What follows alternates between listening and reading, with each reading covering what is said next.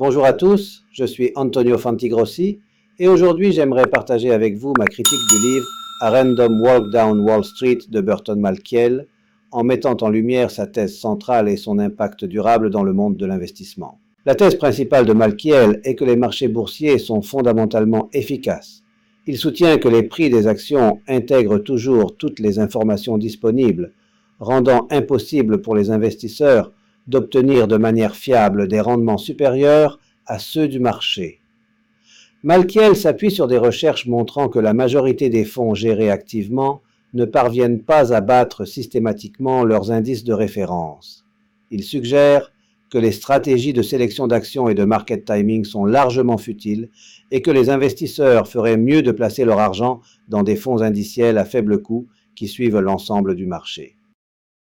L'un des plus grands atouts de Malkiel est sa capacité à rendre des concepts financiers complexes compréhensibles pour le lecteur moyen. Il a un véritable don pour tisser des données et un récit de manière engageante.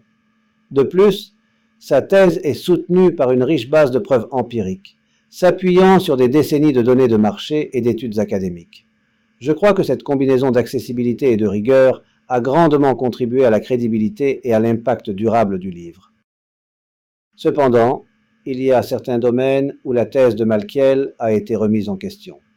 Certains soutiennent qu'il surestime l'efficacité du marché, négligeant les preuves d'anomalies de prix et d'opportunités d'arbitrage.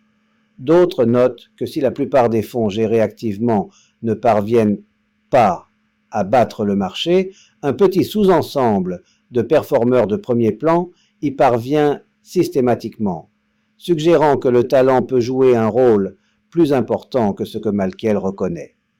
De plus, la recherche en finance comportementale a mis en évidence les façons dont les biais.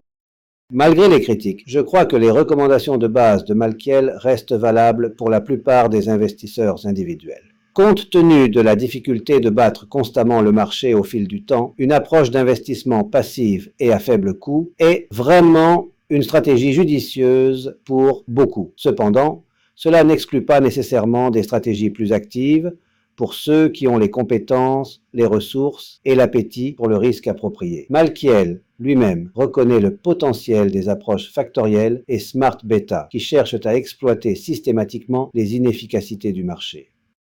Au cours des années qui ont suivi la publication originale du livre, nous avons assisté à l'essor du trading en ligne, des ETF, de la haute fréquence et de l'IA sur les marchés.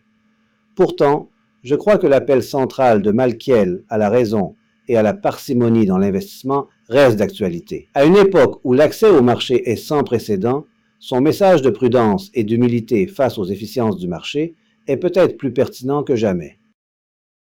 En conclusion, A Random Walk Down Wall Street reste un ouvrage fondamental de la théorie de l'investissement, malgré ses imperfections. Bien que ces thèses ne soient pas inattaquables et que la notion de marché efficient nécessite des nuances, les idées fondamentales de Malkiel ont résisté à l'épreuve du temps. Pour les investisseurs individuels, son conseil de base, garder les choses si simples, minimiser les coûts et ne pas essayer de battre le marché, reste une sagesse puissante. Pour l'avenir, le défi consiste à appliquer ces leçons dans un marché en constante évolution, en trouvant le juste équilibre entre efficacité et opportunité dans les nouveaux paysages financiers du XXIe siècle.